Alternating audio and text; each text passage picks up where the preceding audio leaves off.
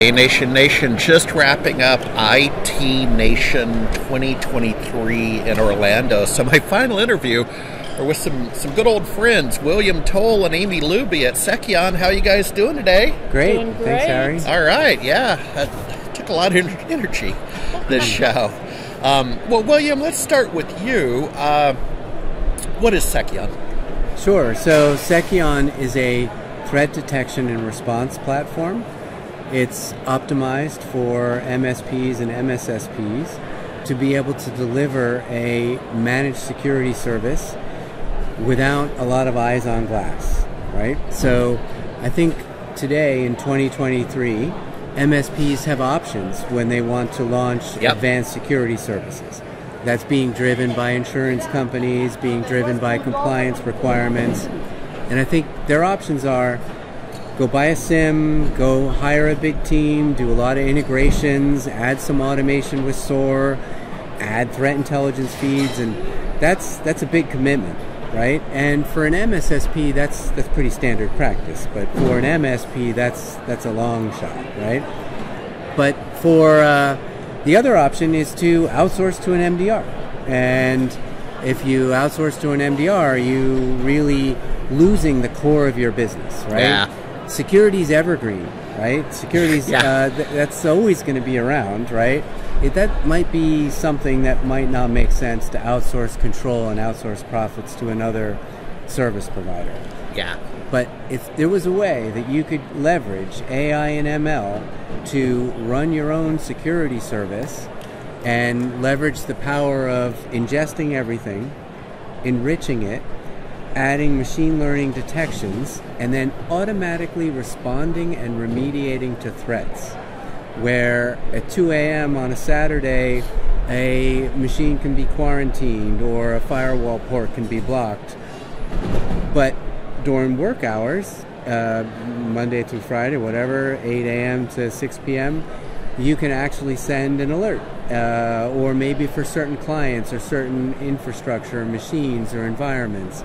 Having a platform like Seceon makes it super easy to run a managed service, advanced security services, SOC as a service, without hiring a big giant team.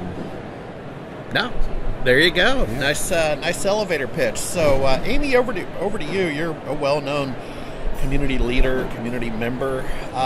You recently joined within the past, is it several months you've joined Seceon? Just in August. Yeah. Okay.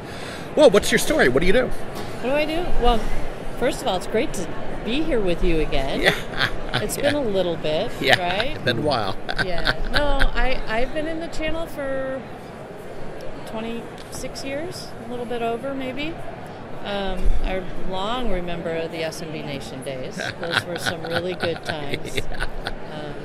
But I'm at Acronis, oh my God. Yeah. We'll have to cut that out. I'm at Seceon, really to help build community, build ecosystems, make those connections between MSPs and Seceon, vendor partners, integration partners, all of that. That's my job.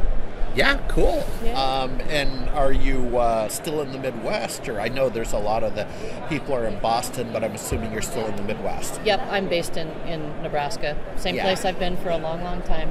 Okay. Yeah. And then let me get your opinion on the show. It's this show's come a long way over those 20 years. Let me tell you, how was the show for you? Any highlights? There's so much going on right now, and I loved Jason McGee's keynote and talking about, this wave of, I'm calling it a wave of automation. Yeah. I think that might be an 80s song too. Yeah. That was mutilation. Oh, okay. Wave of mutilation. But anyway, I think, that's what's super interesting, and I think we're all feeling the excitement around that, but also the pressure around that too. To figure it out, To me, this feels very much like when cloud became real and MSPs had to think about where they fit now if the servers and the gear isn't sitting on premises anymore. Yeah. So that's what this feels like to me. Yeah. Like we're trying to redefine or figure out where we fit into this ecosystem. And I think the opportunities are boundless. So for those who are embracing automation. Yeah. Yeah, what I noticed the difference between this year and last year was I'm not hearing and having the conversations about economic anxiety.